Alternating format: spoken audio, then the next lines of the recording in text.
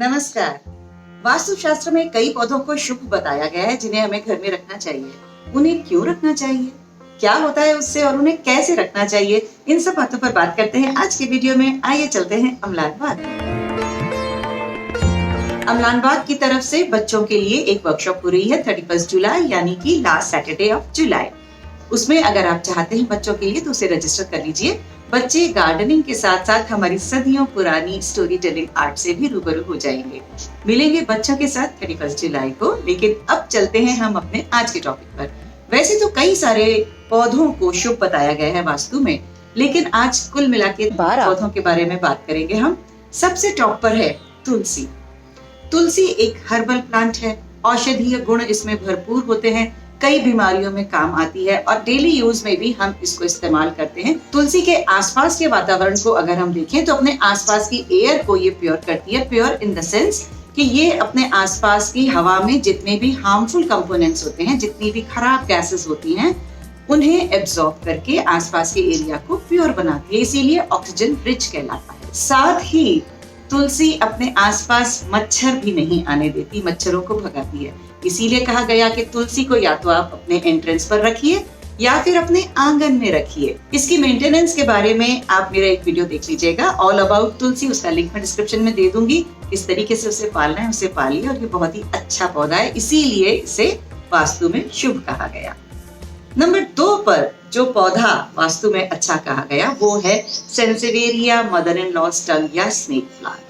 Snake plant भी इसी तरीके से एयर प्यूरिफायर है, अपने आसपास की हार्मफुल गैसेस को एब्जॉर्ब करता है और ये किसी भी कंडीशन में बहुत आसानी से रह जाता है। एक टफ प्लांट है, ओवर वाटरिंग नहीं करनी है बस। बाकी इसे आप धूप में रखिए, छाया में रखिए, अंधेरे में रखिए, सेमी शेड में रखिए, कहीं भी रखिए, ये बहुत खुशी से रह जाएगा। तो ये हमें सिखाता है हर कंडीशन में स्ट्रॉन्ग रहना, टफ रहना, खुश रहना।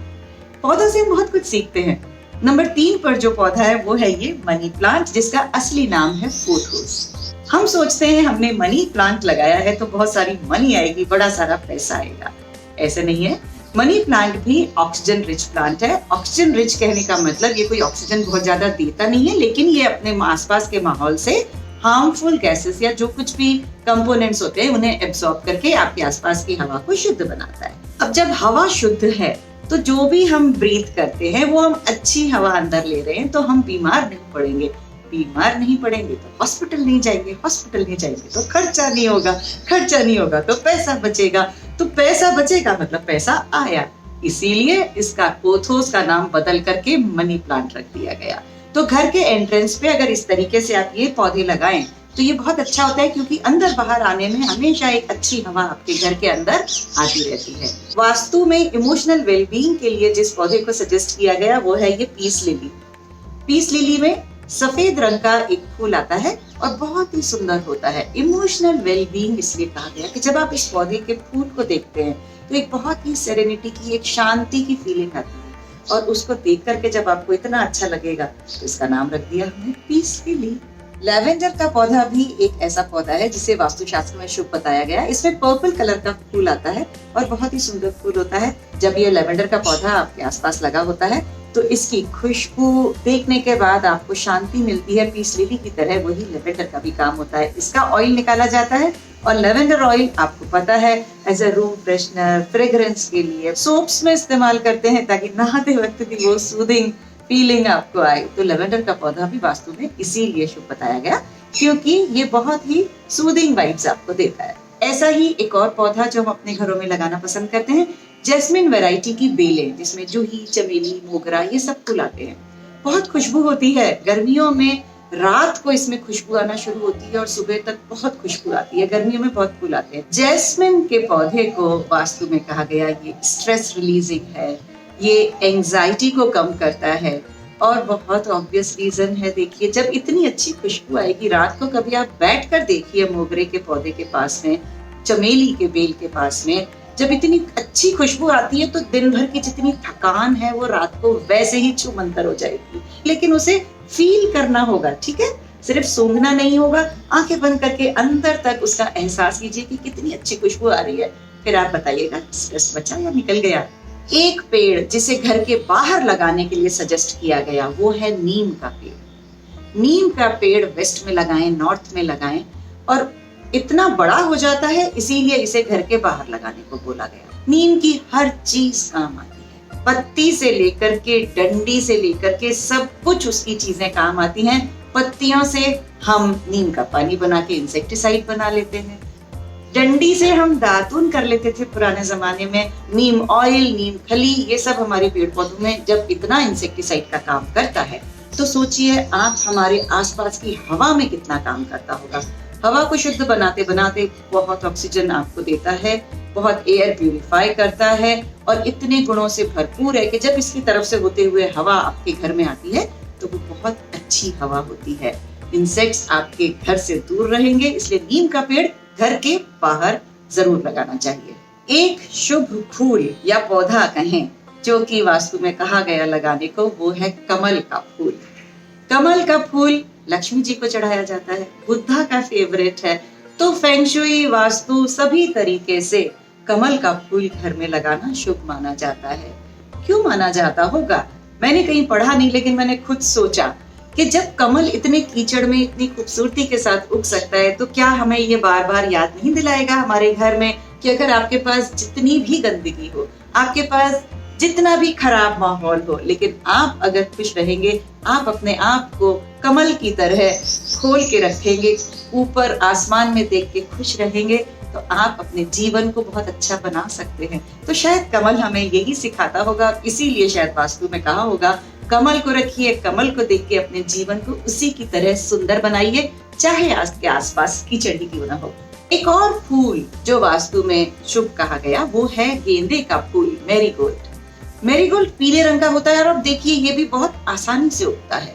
जितने भी पौधे वास्तु में शुभ बताए गए, कोई भी मुश्किल से उगने वाला पौधा नहीं होता है, क्योंकि वो कहीं ना कहीं प्रकृति के द्वारा हमें दी गई ऐसी चीज है जो सबके लिए फायदेमंद है। पीले रंग का फूल जो कि बीजों से भरपूर है, एक फूल 100 पौधे पैदा करता है, और ये पीला फूल इंसेक्टिसाइड का भी काम करता है। जब आप अपनी सब्जियों के पास में इस गेंदे को उगाते हैं, तो कई इंसेक्ट्स वैसे ही दूर भाग जाते हैं, इंसेक्ट्स को रिपेल करता है, इसीलिए गेंदे का फूल घर में लगाइए। और शायद यही वजह होगी कि हमने ज्यादा से ज्यादा इसे अपनी पूजाओं में शामिल करने की कोशिश की, ताकि अगर उगाएंगे तभी तो यूज करेंगे, और यूज करेंगे तो उड़ाना भी पड़ेगा। एक पौधा है केले का पौधा, जिसकी हम पूजा भी करते हैं, पूजा करेंगे तो घर में रखना भी पड़ेगा। और केले का पौधा शुभ इसलिए क्योंकि केले की हर चीज काम आती है, इसका पत्ता, इसका तना, इसके तने में से भी कई दवाइयां बनाई जाती हैं। तो जो भी ऐसे फायदेमंद पौधे हैं, उसे हमारे घर में रखने के लिए वास्तु ने सजेस्ट किया। और हमारे दक्षिण भारत के तो सभी लोग जानते हैं केले की अहमियत, क्या क्या नहीं होता केले से। एक बहुत खूबसूरत पौधा जो आप सब अपने घर में रखना चाहते हैं, चाहे जगह छोटी है चाहे बड़ी है, और वो है ये एरिका पाम। बहुत ही खूबसूरत होता है, घर के अंदर भी रख सकते हैं, घर के बाहर रख सकते हैं, और इसके साथ भी वही बात है, एयर प्यूरिफायर है, आसपास की हार्मफुल गैसेस को एब्जॉर्ब कर लेता है, तो आपके आसपास की हवा को शुद्ध करता है। सबसे अच्छी बात है कि एरिका पाम को आप इंडोर भी रख सकते हैं। अगर कोई भी हवा वाली जगह है जहाँ थोड़ी बहुत धूप आती है, वहाँ आप घर के अंदर इसे बहुत आराम से रख सकते हैं। तो चाहे बड़ा घर है चाहे बालकनी है, एरिका पाम सबके घर में बहुत ही अच्छी सी वाइब्स देता रहेगा। एक और पौधा लकी बैम्बू। बैम्बू का नाम ही बदल के हमने लकी बैम्बू कर दिया, अभी लकी है, ये नेम, फेम, वेल्थ सब कुछ देगा। और वो क्यों? एयर प्यूरिफायर है। तो लकी बैम्बू को भी घर में रखने के लिए हिदायत दी गई, और बहुत ही खूबसूरती के साथ आजकल इस तरीके से खूबसूरत से पॉट्स मिलते हैं। तो ये है कुछ बहुत कॉमन पौधे जिन्हें आप घर में बहुत आसानी से संभाल सकते हैं। इनके बारे में जितने मेरे वीडियोस हैं, उन सब का लिंक मैं डिस्क्रिप्शन में दे दूंगी कि उन्हें लाने के बाद आपको कैसे संभालना है। आप उन्हें बहुत आराम से संभालिए, और जिंदगी में जो कुछ भी करते हैं उसके पीछे हमेशा क्यों का एक क्वेश्चन अपने दिमाग में हमेशा रखिए। ऐसा हम कर रहे हैं, क्यों क्यों क्यों, ये चीज हमेशा दिमाग में रहेगी, तो आप जो भी करेंगे आप संतुष्ट रहेंगे कि मैंने जो किया वो सही किया, और बिना सोचे अनदेखे में हम ऐसे ही कुछ भी करने में अपना समय बर्बाद नहीं करेंगे। तो इसी उम्मीद के साथ आज का वीडियो खत्म करती हूँ कि आपकी ये जिज्ञासा हमेशा बनी रहेगी कि ऐसा हम क्यों कर रहे हैं। देखते रहिए अमलान बाग को, और इस वीडियो को कर दीजिए लाइक, बहुत सारा शेयर, और अमलान बाग को कीजिएगा सब्सक्राइब, करते हुए बेल आइकन जरूर दबा दीजिएगा ताकि आपको नोटिफिकेशंस आते रहेंगे। मिलेंगे अगले वीडियो में। नमस्कार।